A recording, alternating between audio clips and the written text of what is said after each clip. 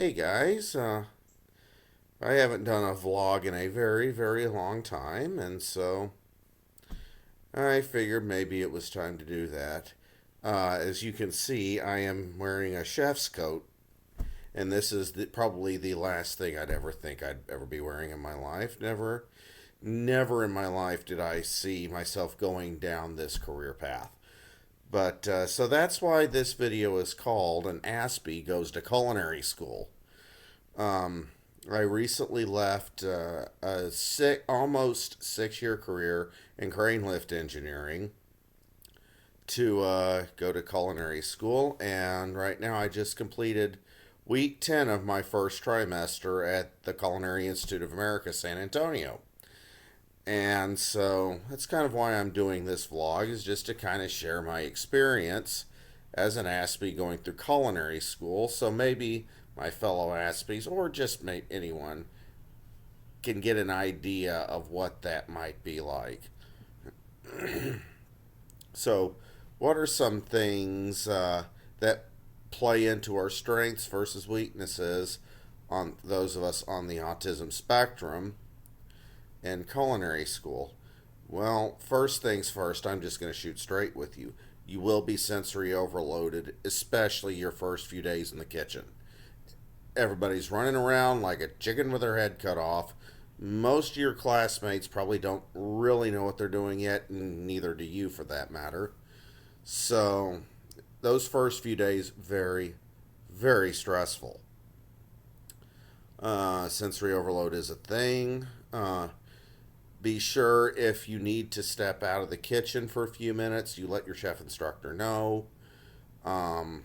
But if you feel that sensory overload coming on, get somewhere quiet, reset for a few minutes, go back in the kitchen.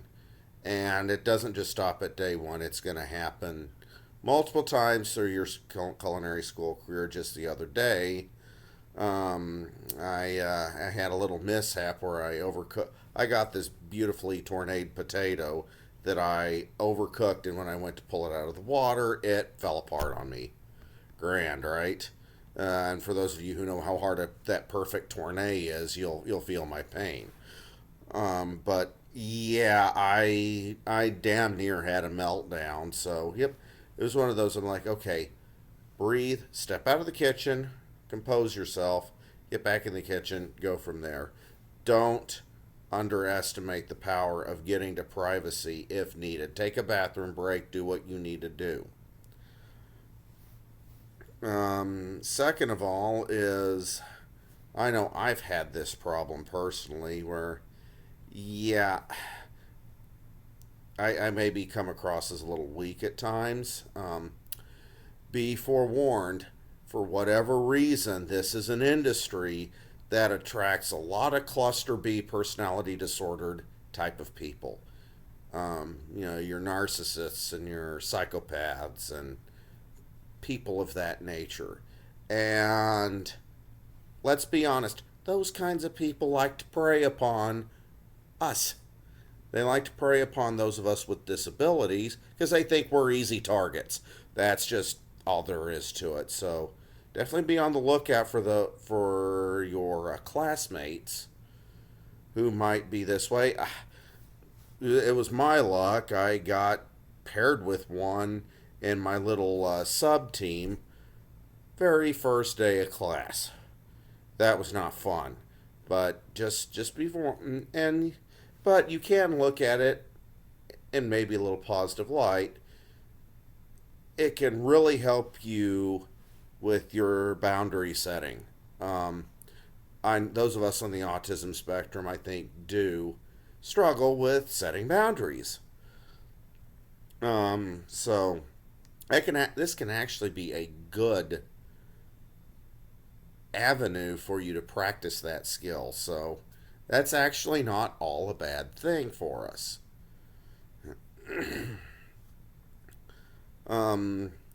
Another thing is, if you're out there and you're like me, you have multiple food sensitivities, and I'm even so fortunate to have celiac disease.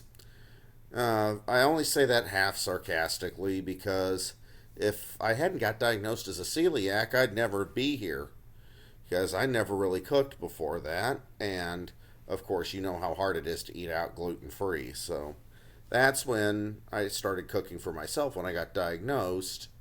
Fell in love with cooking, hated my old career, and that's how I got where I am today. So I'm not saying that's all a bad thing. Sorry for that little side trip. But know that unfortunately you will have to work with those ingredients which you're either sensitive to or immune reactive to or otherwise allergic to. Be sure you're taking the proper precautions. You will never be forced to taste anything that could make you sick. So I just want to make that very clear.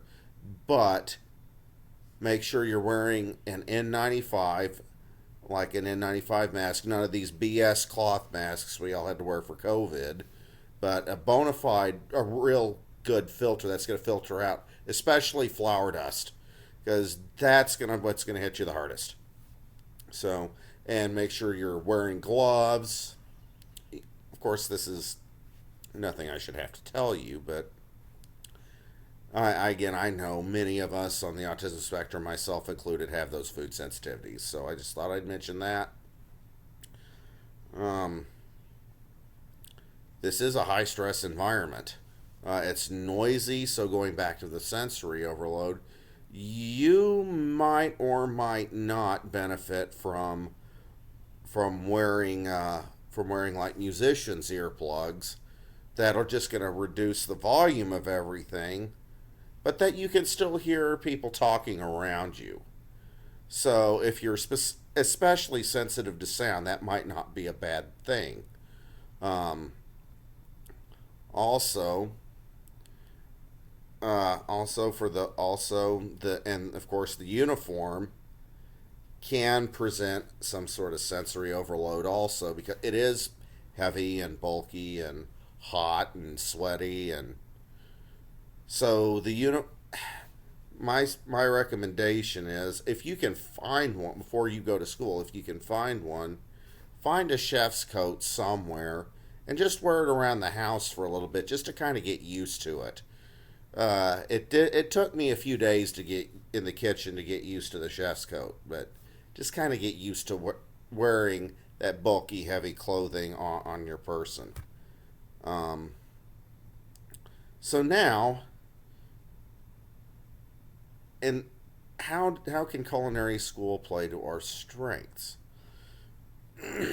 Well, big thing I can think of is hyper focus. In the kitchen, you have got to be zoned in. I mean, you can't be playing around on your phone or otherwise have any other kinds of distractions. You have to be in the zone. Um, when you're in the zone, you make your best food. That does have a little caveat in that you will have to task switch pretty regularly, as you'll have multiple things cooking at once. But you get in that zone and you focus, and you're going to put out great food. So that's the hyper focus is actually beneficial here. So don't dismiss that. What some neurotypicals might call obsessive. No, you can't really be overly obsessive in the kitchen. So play into that hyper focus and use it to your advantage. Um, Trying to think, what else was I? Oh yes. And also be sure you are being very diligent, especially when working with sharp instruments like a freshly sharpened 8-inch chef's knife. Uh, Funny story, I was the first one in my class to cut myself. And I did it on the first day of class. I broke the ice, so to speak. Do go easy on yourself, because, yeah, I know some of us do have issues with that sort of motor processing, but again, that's where the hyper focus is going to come in. Really focus on what you're doing with that knife or what other sharp object, and you're going to be just fine. This, I will say, this is not for everybody, and I'd even venture to say this track is probably for the minority of us. But for those of us who have a special interest in food and cooking and all of that, this can be a very fun and rewarding experience. I've loved every minute of it, even the not so good minutes have been great. I'm learning so much, and I'm getting really excited for a new career. So what I'm guessing saying is, yeah, no, this is not the most Aspie friendly career or autistic friendly career. Don't let it deter you if this is what you love. Get in your hyper focus.